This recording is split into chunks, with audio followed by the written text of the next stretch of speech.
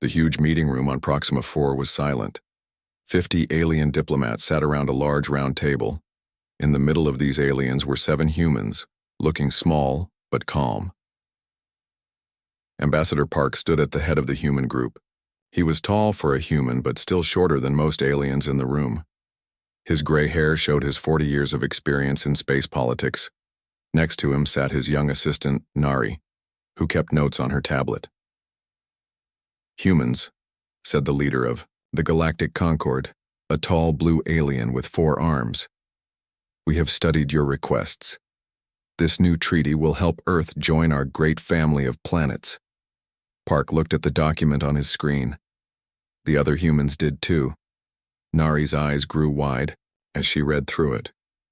"This is worse than the last one," she whispered to Park. Park nodded slightly. For 10 years he had come to these meetings. For 10 years, the aliens had treated humans like children. They would allow Earth to join the conquered, but humans could not vote on important matters for 100 years. Humans had to share all their technology but would only receive old alien tech in return. "Ambassador Young," said the blue alien to Park, "we expect you to sign today. Your people need our protection. The galaxy is dangerous for young species." Park looked at his team. Han, the military advisor, gave a small nod. Dr. Kim, their science expert, closed her eyes in agreement. The decision had already been made before they came. "I have a question," Park said, standing up slowly. The room went quiet. Humans rarely spoke at these meetings unless asked a direct question. "Does the Conquered think humans are stupid?" Park asked. The room filled with strange alien sounds. Some gasping, some clicking, some making sounds humans couldn't even hear. "I don't understand your question," said the blue alien leader. "It's simple," Park continued. "This treaty would make Earth little more than a colony. We give everything, get nothing. You've hidden trade restrictions in Section 12 that would cripple our economy. You've included technology transfers that only benefit the Concord. These are standard terms for new species," another alien said, this one with green scales. "You must understand humans are very young.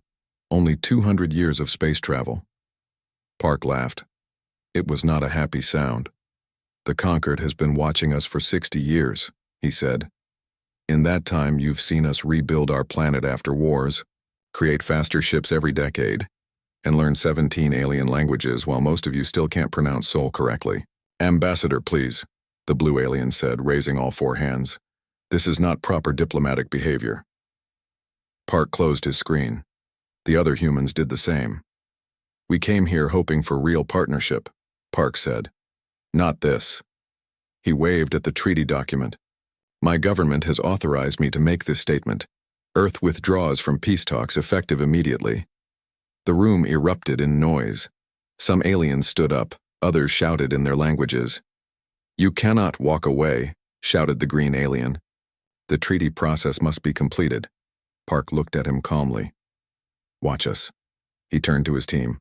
"We're done here." The 7 humans stood up together. They packed their tablets and notes without rushing. The aliens kept shouting and arguing, some trying to block the door, but no one actually touched the humans. As they reached the door, the oldest alien in the room, a small gray being who had been silent until now, spoke up. "If you leave this table, humans will regret it. The Conquered protects its members. Those outside are not protected." Park turned back one last time. "Is that a threat, Elder Mog?" The old alien blinked slowly. "A reality of galactic politics, nothing more." Park nodded to his team. They walked out of the room together, their steps echoing in the sudden silence. As the door closed behind them, the humans heard the blue alien leader say, "They'll be back tomorrow. They always come back." In the hallway, Nari looked worried. "Will we be back tomorrow, sir?" Park shook his head. "No. Earth has been patient for 60 years. We've played by their rules, accepted their delays, smiled at their insults. That ends today." "What happens now?" asked Dr. Kim. "Now?" Park looked at each member of his team. "Now we activate Protocol Omega. The ships are ready. The colonies are prepared. Earth will stand on its own. Han, the military advisor, finally spoke. They think we need them more than they need us. Park smiled. It wasn't a friendly smile. Yes, and that's exactly why they'll regret this day. The silence that followed humanity's departure from the peace talks was deafening across the galaxy. 3 standard months had passed, and the Galactic Concord grew increasingly uneasy. Jinwoo sat at his monitoring station deep within Concord Intelligence headquarters. His job was to watch human communications. For 60 years, this had been an easy assignment. Humans never stopped talking. Their broadcasts, transmissions, and signals filled the galaxy with chatter. Now there was nothing. Any change? Asked his supervisor, Director Tae. Jinwoo shook his head. Same automated message from all channels. The United Earth government is reassessing its position in interstellar relations. We will contact you when ready. Director Tae frowned. That's it? For 3 months? Yes, sir. All diplomatic channels, all trade frequencies. The same message plays in 27 languages. The director paced the small monitoring room. The walls showed maps of human space. Earth and its 17 colonies spread across 42 star systems. Red dots marked each human outpost, station, and settlement. Over the past 3 months, many of these dots had simply disappeared. They're pulling back, Jinwoo said, pointing to a section near Alpha Centauri. The mining stations there, all gone last week. No explosions, no attacks, they just left. Where are they going? Tae asked. Home, it seems. All movement heads toward Earth or the inner colonies. In the main Concord meeting hall, the atmosphere was tense. The blue four-armed leader, Premier Lan, addressed the gathered representatives. The human silence cannot continue. Our economies are suffering. 7 trade routes depended on human ships. Their medical technologies were due for sharing this cycle. A tall, thin alien stood. Let them sulk. They'll return when they get hungry. Another representative clicked its mandibles in disagreement. Humans are resourceful and dangerous when cornered. They're not cornered, Premier Lan said. They walked away by choice. Perhaps that's what worries me, the mandible-clicking alien responded. At the edge of human space, Captain Min watched through his ship's viewports as the last human transport passed through the border checkpoint. His patrol cruiser had been stationed here for 6 weeks, making sure all humans returned safely to their territory. That's the last civilian ship, Captain, his first officer reported. All registered humans are now out of Concord space. Min nodded. Send the final message to Central Command, then prepare to jump home. Sir, Concord ships are approaching. They're requesting communication. Min looked at the scanner. 3 Concord vessels, much larger than his patrol cruiser, were moving toward them. Ignore them. Activate the new shields. His crew looked nervous but followed orders. The ship hummed as invisible energy fields wrapped around it. Technology the Concord didn't know humans possessed. They're scanning us, sir, the sensor officer said. Their signals can't penetrate the shields. Min smiled slightly. Good. Begin jump sequence. On the Concord flagship, Admiral Yi watched in disbelief as the small human vessel simply vanished. What happened? He demanded. Unknown, Admiral, his science officer replied. Their ship was there then, gone. No jump signature we recognize. Impossible. Their FTL technology is primitive compared to ours. Apparently not anymore, sir. Back on Earth, Ambassador Park stood in the underground command center beneath the old United Nations building in New York. Screens showed the status of Operation Silent Return, the withdrawal of all human assets from Concord space. Final report. Sir, said Nari, now his chief of staff, all humans are home. All ships accounted for. The borders are sealed with the new defense grid. Park nodded. And Project Awakening? Dr. Kim stepped forward. All installations are operational. The network covers 87% of our territory now. And they still have no idea? None, replied Han, now General Han.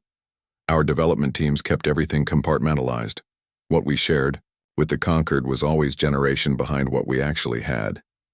Park walked to the main view screen showing Earth from orbit. The planet glowed with new energy patterns invisible to conventional Concord sensors. How long before they try something? Stupid, he asked. Intelligence suggests the Kovar species is already planning a scouting mission into our space, General Han said. Likely within days. Park's expression remained calm. Let them come. It's time the galaxy learned that humans don't make threats. We make preparations. Outside in space, strange energy patterns flickered across the Sol system as humanity's hidden technologies came fully online, ready for whatever came next. The conquered council chamber was filled with tension as Admiral Kang paced before the gathered representatives of 37 species. His silver uniform gleamed under the bright lights, medals from 20 years of service catching the light with each step. Impossible, said Premier Lon, the blue four-armed leader. Humans cannot have developed such technologies without our knowledge. Admiral Kang stopped pacing and pressed a button on his wrist device. A hologram appeared in the center of the room showing a small conquered spy ship. The Whisper successfully penetrated human space 3 days ago, he said. Only one crew member returned alive. The room went silent. Even the translators seemed to hesitate. Show them, ordered an elder council member.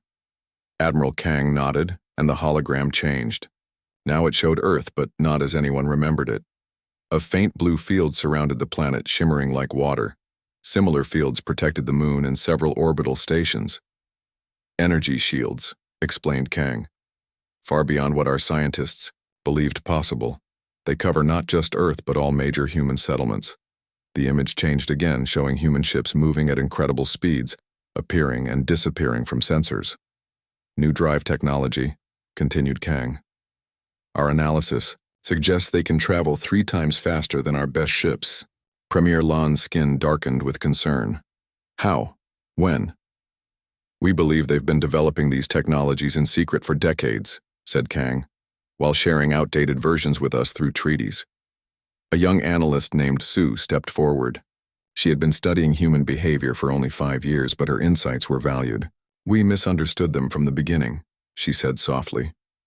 We saw their politeness as weakness, their questions as ignorance, their patience as dependency. Speak plainly, demanded a representative from the warrior Telic species. They were studying us, Sue said. All those human ambassadors who smiled and nodded at our demands, they were gathering intelligence. All those human workers on our stations, they were learning our technologies from the inside. The hologram now showed images from Earth's past, humans fighting their own wars, rebuilding their cities, reaching space despite setbacks. Their history is different from ours, Sue continued. Most of us evolved gradually, developed space travel after thousands of years of peace. Humans compressed that journey into centuries. They never stopped competing, never stopped improving. Admiral Kang nodded grimly. And now they have weapons that match our combined fleet. The council erupted in angry shouts and fearful clicks. Some demanded immediate military action. Others called for new diplomatic efforts. In a corner of the chamber, a Telic commander named Grav watched with growing anger. His species had always pushed for stricter control of humans. Now he saw his warnings proven right. Enough talk, he growled to his aides. Prepare my battle group. We will show these humans what happens to species who challenge the conquered. 3 days later, at the edge of human territory, 20 Telic warships emerged from jump space near a small human outpost orbiting Europa, one of Jupiter's moons. No response to our warnings, reported Grav's second-in-command. The humans ignore us. Fire warning shots, ordered Grav. Let's see how their new shields handle Telic cannons. The lead ships fired, energy beams streaking toward the small station. Just before impact, a blue field appeared, absorbing the shots completely. No damage, reported the weapons officer in disbelief. A calm human voice suddenly came through all communication channels. Telic vessels, this is Europa Station. You have entered human space without permission and fired upon a civilian research facility. You have 30 seconds to retreat. Grav laughed. Or what? You have 1 small station. We have 20 warships. 29 seconds, replied the human voice. All ships full attack, ordered Grav. As the Telic ships moved forward, small objects detached from the station. They looked like tiny satellites, barely visible on scanners. "What are those?" asked Grav's second. Before anyone could answer, the objects accelerated to impossible speeds surrounding each Telic ship. Blue energy fields formed around the warships, trapping them in place. "We've lost engine control," reported the pilot in panic. "Weapons offline." On the main screen, a human face appeared. It was General Han. "Commander Grav," he said calmly, "your ships are disabled, but your crews are unharmed. You will be escorted back to conquered space. Take this message to your council. Humans walked away from peace. We did not walk away from preparation." As the helpless Telic fleet was pushed back toward conquered territory, Admiral Kang received the news with a heavy heart. His worst fears confirmed, he prepared to deliver one final report to the council. The galaxy would never be the same again. News of the Telic defeat spread across the galaxy faster than light. 20 of the most advanced warships in the Concorde, disabled without a single shot fired by the humans. No one had died, but the message was clear. Humanity was no longer playing by the Concorde's rules. In the emergency council chamber, representatives from all 37 species argued loudly. Some wanted full-scale war. Others begged for new peace talks. "We cannot fight them," said Admiral Kang, his voice cutting through the noise. The Telic fleet was defeated by a single human outpost, a small research station. "Then what do we do?" asked Premier Lon, all forearms spread in frustration. Before anyone could answer, every screen in the chamber suddenly activated. The communication systems that had been silent for months now showed Ambassador Park's calm face. "Greetings, Concord representatives," he said. "I apologize for the interruption, but I believe we need to talk." "How did you access our secure channels?" demanded the head of Concord Security. Park smiled slightly. "The same way we're currently accessing all your secure channels throughout the galaxy." As if to prove his point, reports began flooding in from across conquered space. On hundreds of planets in thousands of facilities, screens were showing Park's face. The message was being broadcast everywhere simultaneously. "For 60 years, Park continued, humans came to you as friends. We offered partnership. You offered patronizing lectures and unfair treaties. The council chamber was silent now, all arguments forgotten. 3 days ago, Commander Grav of the Telic forces attacked a civilian research station in human space. His ships have been returned to you undamaged, his crew unharmed." Park's face was replaced by images from across the galaxy. Human-built structures on dozens of worlds began to glow with the same blue energy that protected Earth. 70% of your faster-than-light communication relays were built by human companies, Park explained as his face reappeared.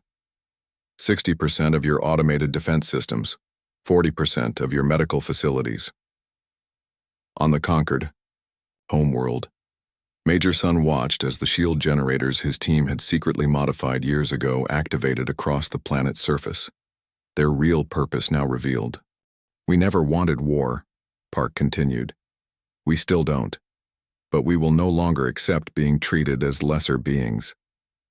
In deep space, Admiral Yu commanded the flagship of humanity's hidden fleet. 50 ships that no one in the Concorde knew existed, decloaked near major trade hubs and military bases. "What do you want?"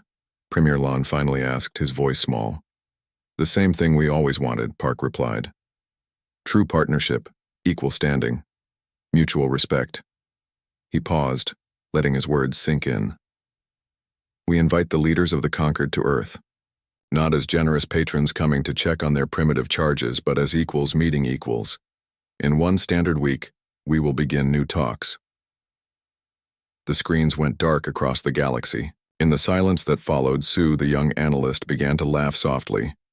"What could possibly be funny about this situation?" snapped a Conquered elder.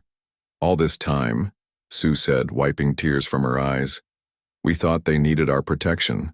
We never realized they were protecting us from themselves." On Earth, Park ended the transmission and turned to his team.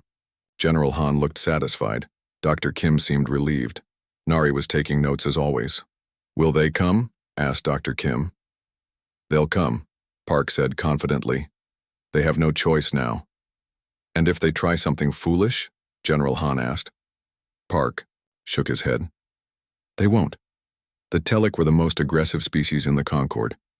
If they couldn't hurt a single outpost, he left the thought unfinished as he looked out the window at the rebuilt skyline of Seoul. The city glowed in the evening light, its buildings reaching toward the stars. Humanity had come so far since the days when they looked up at the night sky and wondered if they were alone. They weren't alone, and now finally the galaxy would know them for what they truly were. The sleek conference hall within the United Nations building in New York buzzed with nervous energy. For the first time in history, representatives from all 37 Concord species had come to Earth rather than summoning humans to their worlds. The round table, specially designed to accommodate various alien bodies, gleamed under soft lights. Ambassador Park entered last, flanked by Nari and General Han. The aliens rose in a show of respect that would have been unthinkable 3 months ago. Welcome to Earth, Park said simply, taking his seat. Thank you for accepting our invitation. Premier Lon, his blue skin paler than usual, nodded stiffly. The Concord acknowledges the changed circumstances between our peoples. Changed circumstances, repeated Park with a small smile. An interesting way to describe the complete shift in power. An elder from a small, gentle species called the Vin leaned forward. What we don't understand is how. How did humans advance so quickly without our knowledge? Dr. Kim, who had joined the delegation, activated a holographic display showing Earth's history. You studied us, but you never truly understood us, she explained. Our history is full of competition, war, and rebuilding. When faced with challenges, humans don't give up. We innovate. But the technology gap, began a Telic representative, was never as wide as you believed, finished General Han. While we shared some advances with the Concord, our best scientists worked in secret, not for war, for protection. The hologram showed human researchers working in underground labs, testing shield technology, new drive systems, and communication methods that the Concord had thought impossible. We hoped we would never need these advantages, Park said. We genuinely wanted partnership. Then why reveal them now, asked Premier Lon. Why not continue to develop in secret? Because true peace can't be built on lies, Park replied. And we were tired of being treated as children. A younger alien representative from a species called the Myth stood up. The Myth had joined the Concord only 50 years before humans made contact. We understand, she said. The older species treated us the same way, always patting our heads, always making decisions for us. Several other representatives from newer Concord members nodded in agreement. Park smiled genuinely for the first time. Then perhaps it's time for a new order, one based on merit and mutual respect, not age. He activated his own hologram, showing a new treaty document. Unlike the complicated, trap-filled agreements of the past, this one was simple and direct. Equal trade, shared defense, true knowledge exchange. This is our proposal, said Park. The Sol Accords, not a surrender document, a fresh start. Premier Lon studied the treaty, all four hands moving screens and making notes. These terms are surprisingly reasonable, he finally admitted. We expected demands for reparations or control of conquered systems. That was never our goal, Parky said. Humans don't want to rule the galaxy. We just want our rightful place in it. As the aliens reviewed the treaty, Nari leaned close to Park. They're actually considering it, she whispered. After everything, they might agree. They will, Park replied quietly. Because we didn't just show them our strength. We showed them mercy. The Telic ships could have been destroyed. The Concord facilities could have been disabled. We chose peace. By evening, the discussion had shifted from whether to accept the treaty to how quickly it could be implemented. The younger species aligned themselves with Earth, seeing humans as champions for their own causes within the Concord. As the formal signing began, Admiral Kang approached Park privately. You planned this all along, didn't you? He asked. Walking. Way was never about leaving the Concord, it was about changing it. Park nodded.